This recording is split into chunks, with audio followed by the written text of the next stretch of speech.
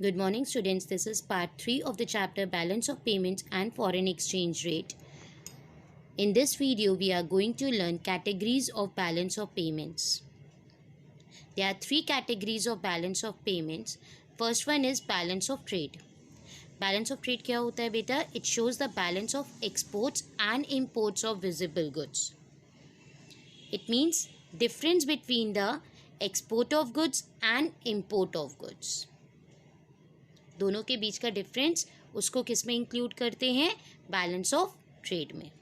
और देखिए यहाँ पे स्पेशली विजिबल गुड्स लिखा गया है. मैंने आपको ये चीज़ जब करंट अकाउंट के ट्रांजैक्शंस के बारे में डिटेल में बता रही थी तो मैंने वहाँ पे आपको जब फर्स्ट पॉइंट बताया था export and import of goods, वहाँ पे भी हमने लास्ट में आपको ये वर्ड यूज़ किया था बैलेंस ऑफ ट्रेड, क्योंकि बैलेंस ऑफ ट्रेड में सिर्फ विजिबल गुड्स लिखते हैं. I hope it is clear. Second point is balance of current account. Balance of current account means it is the balance of exports and imports of goods and services and international transfers payments. और इसको हम एक तरीके से और लिख सकते हैं, balance of current account is equals to balance of trade plus balance of invisibles plus balance of transfers. मतलब current account अगर हम पूरा लेंगे जिसमें export of goods, import of goods, export of services, import of services, unilateral transfers payments, ये सब कुछ include होगा, तब वो क्या कहलाता है? Balance of current account. Balance of capital account क्या होता है? It refers to the balance of capital transfers, borrowings and lendings and sales and purchase of stock of gold and foreign exchange. कितनी कैपिटल आपकी country में आई है और कितनी बाहर गई है, ठीक है? दोनों को सबट्रैक्ट करेंगे तो क्या निकल जाएगा? Balance of capital account. It is a difference between the capital receipts and capital payments. I hope all these 3 points are clear to you all. Now, next point is autonomous and accommodating capital flows in balance of payments. ये बेटा अलग से short में question पूछा जाता है, difference between autonomous and accommodating capital flows.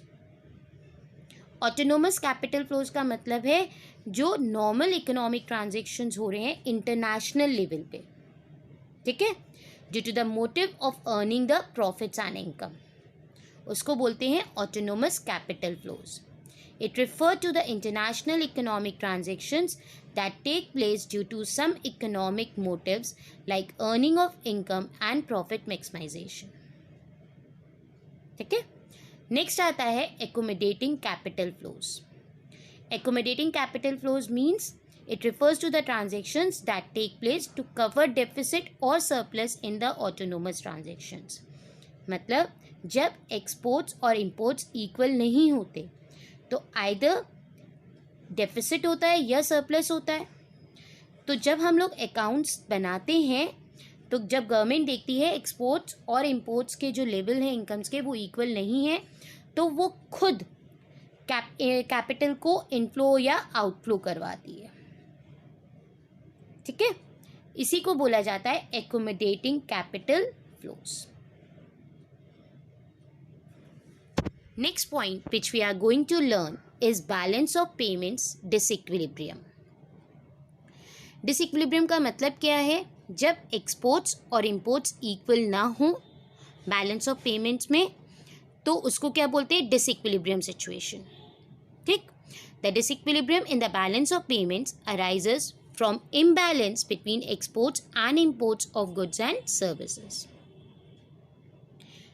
When exports of goods and services of a country are smaller than their imports, जब exports कम हैं और इम्पोर्ट्स ज़्यादा हैं तो उस समय होता है balance of payments is in deficit. और ये सिचुएशन हमको हैंडल करनी पड़ती है because it creates a problem for the economy अगर हमने इसको बैलेंस नहीं किया. नेक्स्ट है when exports of goods and services of a country are greater than the imports. जब एक्सपोर्ट्स ज़्यादा हैं और इम्पोर्ट्स कम है तो वो सरप्लस है. और surplus balance of payment does not pose much problem to the economy. वो तो उसके लिए अच्छा ही है क्योंकि अर्निंग्स ज़्यादा हैं यहाँ पे। तो हम करेक्ट करते हैं डेफिसिट बैलेंस ऑफ पेमेंट्स को। तो first we will learn what are the causes of disequilibrium in the balance of payments. First one is fall in foreign demand. Balance of payments deficit may arise because of shift in the foreign demand away from the country's goods to products of other countries. जब foreign country में आपके goods की demand कम हो जाएगी due to change in taste और the fashion और because of lower prices of the products of the other countries, लोग आपकी कंट्री के गुड्स नहीं लेंगे, तो फॉरेन मार्केट में आपकी गुड्स की डिमांड कम हो जाएगी, तो बाहर से जो इनकम आएगी वो भी आपकी कंट्री में कम आएगी. This leads to unfavorable balance of payment, that is deficit in the balance of payment. I hope this point is clear. Second point which we are going to learn is inflationary pressure in the economy. Economy में जब inflation की situation होती है बेटा, तब भी adverse balance of payment होता है. मतलब जब प्राइजेस ऑफ द गुड्स बहुत हाई हो रहे हैं हमारी कंट्री में because of the inflation, at that time also peoples from outside the country will not purchase our goods because prices of our goods are too high. And high rate of inflation at home country also encourages the imports. अगर inflation बहुत high है home country में तो हम भी बाहर के goods ही prefer करेंगे. फॉर दिस रीज़न आपकी एक्सपोर्ट्स क्या हो जाएंगे, कम हो जाएंगे. जब एक्सपोर्ट्स कम हो गए तो अर्निंग कम हो गई. It leads to disequilibrium in the balance of payments. तो अब रीड करें. In a developing country like India, adverse balance of payments may result from domestic inflation. A high rate of inflation at home encourages the imports by making imports relatively cheaper. It also leads to decrease in the country's competitiveness in the world markets and therefore reduces its exports. Thus, balance of payments may become unfavorable because of both increase in imports and decrease in exports due to increase in the domestic prices. Third point है appreciation in the exchange rate. Balance of payments unfavorable होता है क्योंकि जब exchange rate की value बढ़ जाए. इस situation में जो कंट्री की करेंसी होती है, appreciation of the countries currency increases the external value of the currency. बाहर की कंट्री की एक्सटर्नल वैल्यू जो होती है कंट्री की करेंसी की वो इंक्रीज हो जाती है. This makes the imports cheaper and exports expensive. और इम्पोर्ट्स चीप हो जाते हैं, सस्ते हो जाते हैं, और एक्सपोर्ट्स बहुत एक्सपेंसिव हो जाते हैं. तो हम लोग इम्पोर्ट्स प्रेफर करेंगे और एक्सपोर्ट्स होंगे नहीं क्योंकि एक्सपोर्ट्स एक्सपेंसिव है. क्यों वो हमारी चीज़ें लेंगे. This leads to a situation of adverse balance of payments. Fourth point, increase in debt burden. जो developing countries होती हैं बेटा, they will need to import the capital goods to promote their developments. For this reason, they have to pay the large amount of interest to the country from where they have purchased these capital goods. Therefore, this creates the problem of payment in the foreign currency. और जो balance of payments है वो भी disequilibrium situation में आ जाता है because foreign exchange जो है फॉरेन करेंसी बाहर की कंट्री की वो आपकी कंट्री से बाहर जा रही है in the form of payments of interest. Increase debt burden. The developing countries of the world need to import capital largely in the form of portfolio investments to promote their development. This has created a large debt burden on account of debt services like interest. These countries are therefore required to make large interest payments to the developed countries. This creates the problem of payment in foreign currency. Last point, Fifth one, decrease in supply. When in your country the supply of goods is not sufficient, जब आपकी country में goods की supply खुद ही sufficient नहीं है तो आप बाहर एक्सपोर्ट्स नहीं कर पाओगे, and for this reason imports भी बढ़ेंगे क्योंकि हमारी कंट्री में गुड्स की स्कैसिटी हो रही है. This has adverse effect on the balance of payments. A fall in the supply at home also leads to a situation of deficit in the balance of payments. Agriculture production may fall because of natural factors like failure of crops. Similarly, industrial production may fall due to labor strike, shortage of raw materials and power, etc. As a consequence of this, exports fall and imports may increase to overcome the scarcity of goods at home. This has adverse effect on balance of payments. I hope all these points are clear to you all.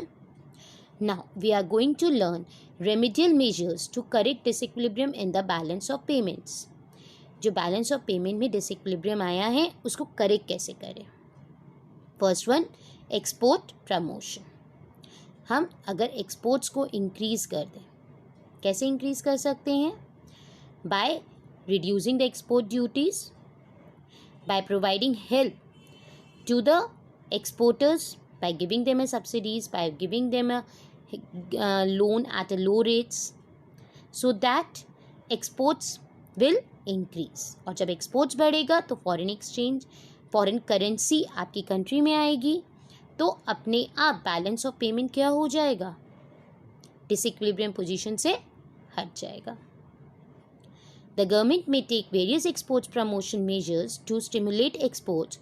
First, it may reduce export duties so as to encourage exports. Second, cash assistance and subsidies can be given to exporters to stimulate exports. Second point is reducing inflation. हम लोग को अपनी country में inflation को भी कम करना पड़ेगा क्योंकि इन्फ्लेशन सिचुएशन एक्सपोर्ट्स को डिस्करेज करती है और इंपोर्ट्स को इंकरेज करती है. तो गवर्नमेंट को मेजर्स लेने पड़ेंगे जिससे इन्फ्लेशन की सिचुएशन ख़त्म हो जाए और हमारी कंट्री में गुड्स के प्राइसेस कम हो जाए, तभी एक्सपोर्ट्स बढ़ेगा. Inflation discourages the exports and encourages the imports. Therefore government should check inflation and lower the prices in the country. Third one, production of import substitutes. Government को और क्या करना चाहिए? जो हम चीज़ें बाहर की कंट्री से इंपोर्ट कर रहे हैं उसको अपनी ही कंट्री में प्रोड्यूस करने की कोशिश करनी चाहिए क्योंकि जब वो गुड्स आप खुद बनाओगे तो आप बाहर से परचेज़ नहीं करोगे और फॉरेन करेंसीज बाहर नहीं जाएगी उनके पेमेंट्स के लिए. तो government should take steps to increase the production of import substitutes. Steps must be taken to encourage the production of import substitutes and imposing reasonable tariffs. This will save foreign exchange. Fourth one, devaluation of domestic currency. It means what? Fall in the external value of domestic currency in terms of unit foreign currency. Means आपके domestic goods cheaper हैं as compared to foreign goods. Then you will do imports less. आप बाहर से कम purchase करोगे और at the same time exports क्या हो जाएगा बेटा? इंक्रीज हो जाएगा. तो devaluation is done by the government order when a country has adopted a foreign exchange rate system. Next point is depreciation. In a depreciation our country currency's value will depreciate as compared to the price of the foreign currency. It means अगर Indian rupee की value depreciate हुई है against the dollars तो India को अब more amount of money पे करना पड़ेगा डॉलर के लिए. तो इंपोर्ट्स कॉस्टली हो जाएंगे और एक्सपोर्ट्स चीपर हो जाएंगे. तो सब प्रेफर करेंगे एक्सपोर्ट्स करना, इंपोर्ट्स करना तो कोई प्रेफर नहीं करेगा. This will adjust balance of payment automatically. Under the flexible exchange rate system, changes in the rate of exchange will automatically adjust the balance of payment. Depreciation of the country's currency will wipe out the deficit in the BOP. It means rise in the price of foreign currency, or which is the same thing, fall in the price of domestic currency. For example, if Indian rupee depreciate against the dollar, it means India will pay more money for the dollars now. Depreciation will make imports costlier in terms of the domestic currency, and exports will become cheaper, as a result of which exports will be stimulated. I hope all these points are clear to you all. Thank you, students.